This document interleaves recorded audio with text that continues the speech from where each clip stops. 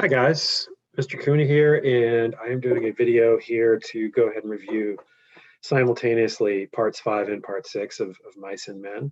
Okay, so if you've finished the book and you finished your study guides and you're watching this, I'm glad you're here and kind of finish up the semester here. So I'll get right to it. I'm not going to spend too much time on it so I can hold your attention and you can kind of finish up. Remember, this is one of two books that you can use to write a literary analysis paper, so it's worth your time to really finish up and have a good knowledge of it. Okay, so in part 5, this is the one that kind of focuses on, get my stuff straight here, Curly's wife, right? So we've had the main narrative that's been about whether or not Lenny or George, and then also Candy, who joins in, are going to achieve their American dream of getting the ranch, with the rabbits for Lenny and growing the alfalfa, and Candy along to help them and stuff. And he had the money to get it. And then we have these kind of two diversion chapters, the first of which was the one about Crooks, when we see the sympathetic portrayal by Steinbeck of an African-American man in this time and place, and how difficult that was for him, and how he experienced even more loneliness and isolation than the main characters. And then in this one, it's kind of the same thing, but with Curly's wife. Now, Curly's wife, she's a much less sympathetic character than Crooks. He seems to be a nice guy. He was just kind of trying to protect himself and not do anything wrong, right? But Curly's wife has been at least seeming to cause trouble. But maybe our minds are changed a little bit by not so much her behavior, but her story with what she's been through, that she's been kind of taken advantage of and doesn't really have much of a life here either. She doesn't really have any friends, right? And Curly is a jerk. Everybody knows that, and that's her husband. So the first question was, how does Lenny's problem with his puppy at the beginning of chapter 5 foreshadow events at the end of the chapter? Now, you probably couldn't answer this until you finished the chapter, but once you did, you know that Lenny unintentionally killing that puppy because he can't recognize his own strength is a small version of what happens at the end when Lenny indeed does accidentally kill Curly's wife.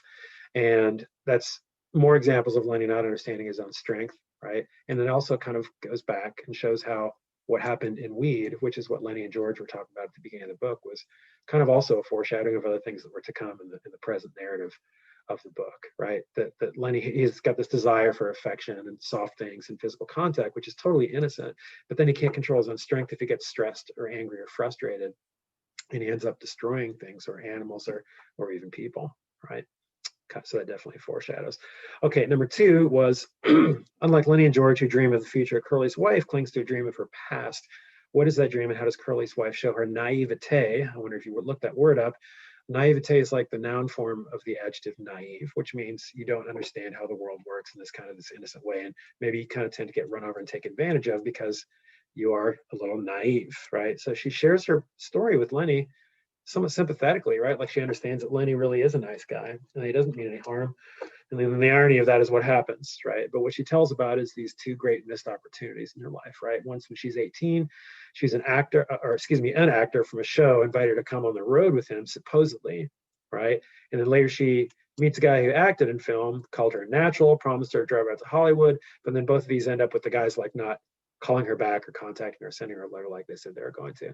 Now, implied in that, even though it's not actually stated, is probably, much like, what happened in Hollywood that kind of spurred the whole hashtag Me Too movement, with directors and producers kind of taking advantage of female actors and their silence in return for giving them parts, is that probably happened here, right? That those people probably maybe had a fling with her, right, and took advantage of her, giving her promises that she would, quote unquote, be in the pictures, right, and be a famous actor. And of course, that never happened. But nevertheless, she seems kind of convinced that she was intended for greatness. Was she? Probably not. She's attractive, but you can tell by talking to her, she doesn't sound, probably sophisticated enough or have enough education or background to really figure out what it really means to be like a serious actor. So it's just kind of sad. But she confesses it to Lenny. It's kind of a sweet moment, right? So that leads to Lenny talking about how he likes to pet, things, soft things, and then I'm just kind of paraphrasing here, and he starts doing that with her hair, right? But then she says, "Oh, well, you're pulling," and then he starts, gripping and accidentally, shakes her and breaks her neck. Terrible. So the third question was, after Lenny kills Curly's wife, Candy asks George if they'll still be able to get the house they've dreamed of, but before George answers, the narrator writes that, quote, Candy dropped his head and looked down at the hay. He knew. What did he know, and how did he arrive at that conclusion? And basically what he knows is, now that Lenny has done what he's done, which Candy knows, right?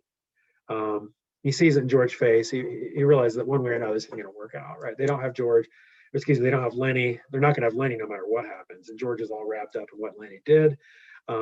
He's probably going to give up on it. And Candy's like, now he has to live out however long of an existence they'll permit at this ranch and then figure out what he's going to do. So that's kind of sad. And that's why he shows that resentment toward Curly's wife, even though she's already passed away, toward her, literally her body. And we'll talk about that too. So in the meantime, number 4, why does George tell the man that Lenny would have went south? That's because he's trying to mislead them and point them in the opposite direction. He knows that Lenny probably went north back to the place where we first meet Lenny and George, right? At that, by that river. And George is telling him that if anything ever happens again where you get in trouble, like it did in Weed, that we should meet up here. So I've been wondering all this time if something does happen, if Lenny would have the wherewithal to make it there. And he does, right? George is trying to throw them away from there, and then he goes there. Okay, so 5 was how does Candy feel toward Curly's wife after she is killed? So he feels no compassion. He's bitter. He's angry at her. He calls her bad names, a tramp, which is kind of ridiculous considering she's dead. But he's just kind of he's desperate and he's depressed, and it just kind of shows what this overall situation of the depression and the Dust Bowl does. It brings out the worst in them, right? Because Candy was not a bad person, right? But the situation has brought out the worst in him, even though Curly's wife maybe. It's up to you what to think of her, but you could certainly argue that she became what she did because of the desperation and the loneliness and the isolation of her situation. Okay, that wraps up section 5. So on to section 6, which is the last 9 pages of the book. And if we're having an in-person conversation, I would certainly ask you guys if you kind of saw the conclusion of the story foreshadowed by what's happened in the book, because you've seen several kind of foreshadowing situations about putting something or maybe even someone out of their misery, putting them down, kind of a euthanasia type thing, because it is the most humane thing to do. And of course, that's what George ends up having to do with Lenny. You might have been able to see that coming.